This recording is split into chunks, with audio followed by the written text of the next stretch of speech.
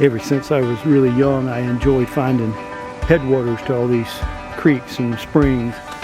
I've been miles into the woods just to find the first trickle of like the Saluda River in South Carolina, and to find out where it actually originates coming out of the ground with just a drip, and then to see it as the mighty Saluda as it goes through Columbia. It's quite impressive.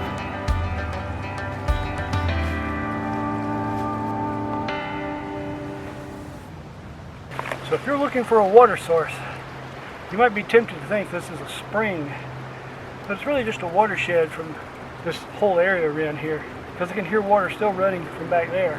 And there's no guarantee that this water is dirty, but there's also no guarantee it's clean either, because it's surface water. What we want is groundwater, where the water seeps all the way down, go to the bottom of the hill, and it runs out down there through the filtration of the sand and the dirt and whatever else. But this is still surface water. If I didn't have any water and I needed it, I would definitely take this. It's pretty clean, I think, because there's nothing in this area to really contaminate except the woods themselves. Just remember that when you're looking for water. Just because it comes out of the ground doesn't mean it's clean.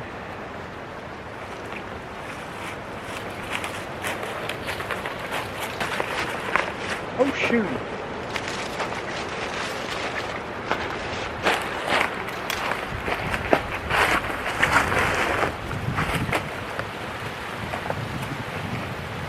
Ah, lost my hat.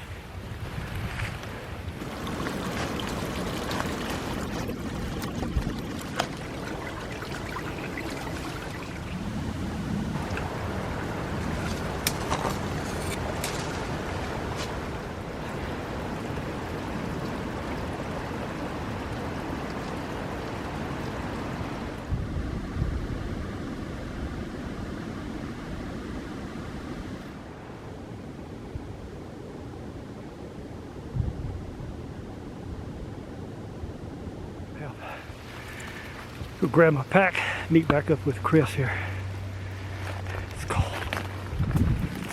And I shouldn't be playing around in the water. That is too much fun. Froze hands.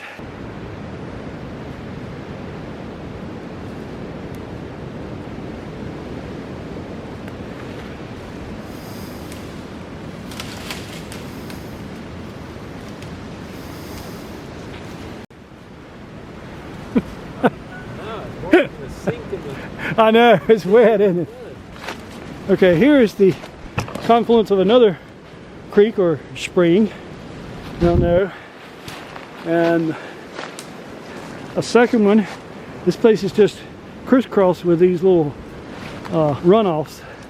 Again, I would iterate that if I needed this water, I wouldn't hesitate to get it. If I was dying from thirst, I would drink this. But being as that's not my situation, I'm not going to drink it today, because Chris might not like me throwing up all over the place.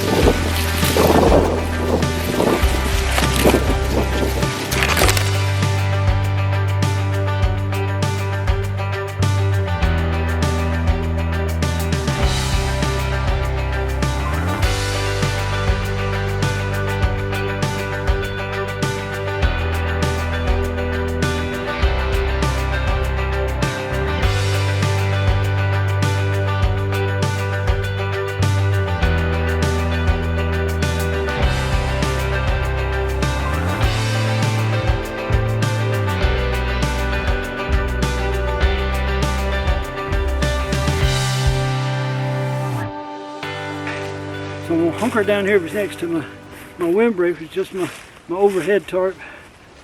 Chris is over this way a little bit, and if my meal doesn't work out, I'll just eat some of what he's got. It's probably not the plan, but sounds good from over here.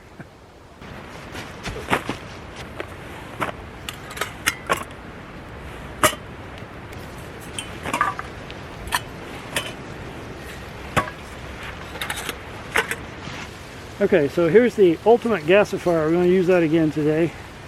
And although it's not really gasifying, the situation today kind of calls for this.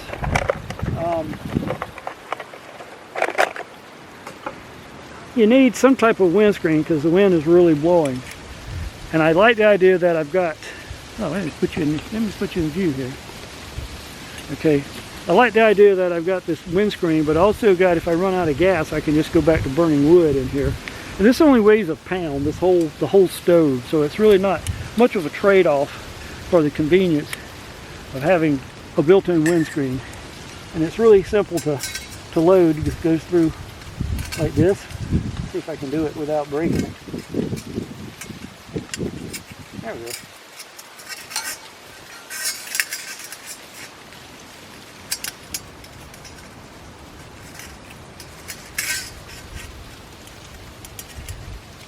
And these will go up.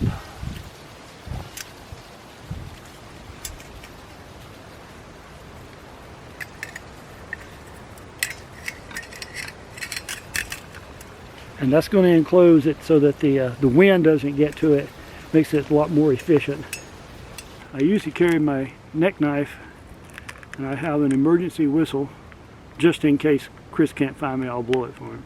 But and then I have the world's smallest lighter right here on my neck, and we do it just like that, and that's what we're going to light the gasifier stove with. Mike showed you the world's smallest lighter, right? So how many guys both have the world's smallest lighter at the same time out in the woods? This is one Mike gave me. That's been a couple years ago. 3 years now, yeah. Yeah.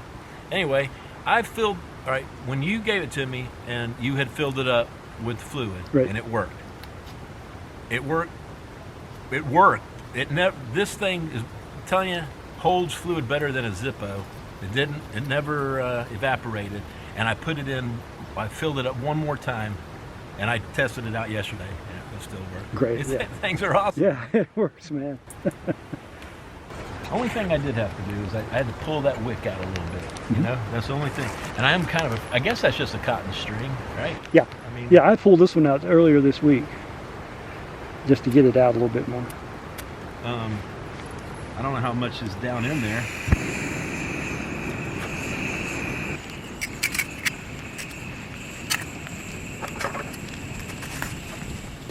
Today we're going to brew some coffee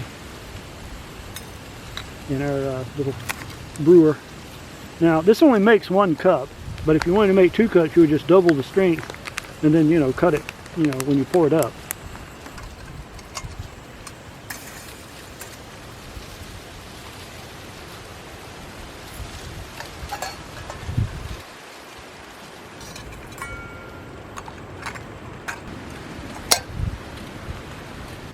Okay, so I changed up my stove for just a moment. I'm going to go back to the other setup for cooking, but this pot needs a little more control than I was able to give it to keep from it boiling over, so I put it right down on the burner.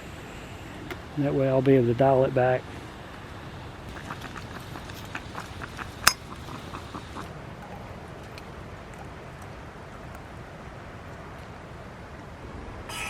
Brewed and black. Oh, on a cold day, that's so good. Okay, so let's get the old frying pan warming up here. I wanted to show you some of this this bacon. Look at this stuff. It's all lean.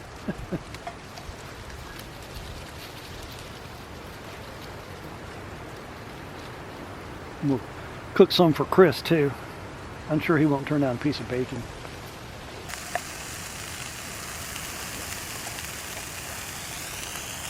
I'm going to add a little bit of ghee because this bacon is so lean that it doesn't have hardly any fat on it. So let's add a little ghee to it. Now, if you don't know how to make this, I call it bushcraft butter because you don't have to refrigerate it.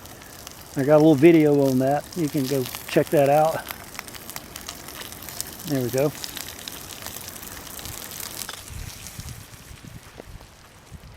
Crank that up a little bit. Ah, we got something in there. My canister's so cold it's not wanting to play well today. And this is the isobutane mix. Here's something that everybody ought to have with them. Chris is going to want to steal this one, I just know. This is my brown sugar shaker. So put that right into the butter on my bacon. Use plenty of it. You won't regret it. There we go. There we go. I think I'm going to turn this tank upside down, see if that helps. There she goes.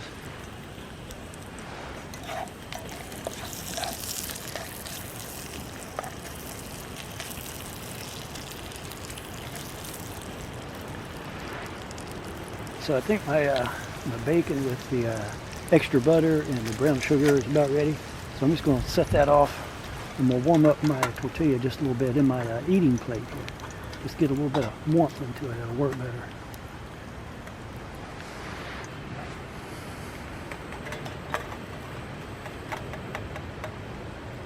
Excellent.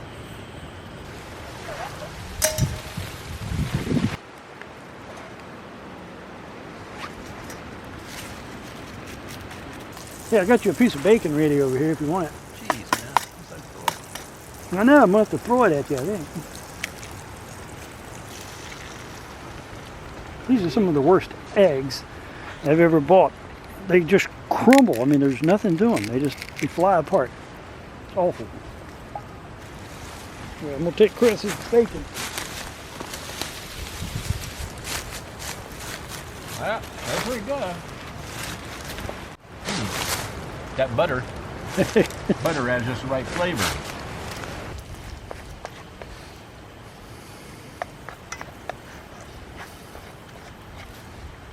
Struggling to get heat today, this canister. Wow.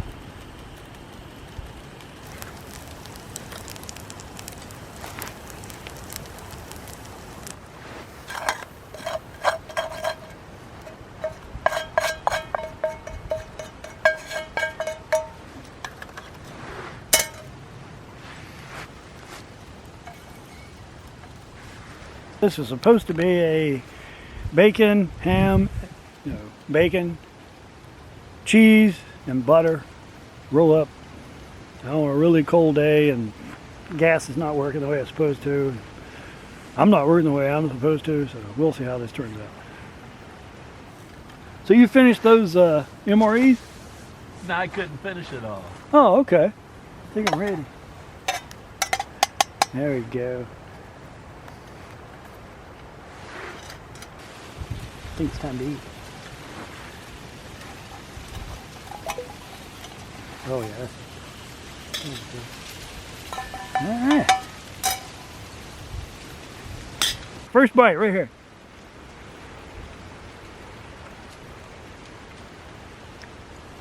Well, I'm gonna give that an A in flavor, but I don't think I'd win top shelf. So there you go. A little brown sugar bacon, extra sharp cheddar cheese, and egg. Good. All right, you see this little baggie? That's got a couple of paper towels, my eggshells, whatever else I can find in there. If you pack it in, pack it out. Don't leave it in the woods. All cleaned up. You pack it in, you pack it out. We have sunshine. My hands are not froze now. Sunshine warmth is this. I don't see my breath, so we're getting there. It's working out pretty good. I don't know what he's doing. But anyway, we're going to hike out of here. It's been an interesting day. Down by the creek here, just a beautiful water. And had a really good time out in the woods here with Chris, and he's like the best cooking bushcracker I've ever been around. So be sure and check out his channel. Carolina Chris Outdoors. There's the man. Right there. Link will be in the description box. It will be. See ya. Okay. That's a big elevation change for an old man.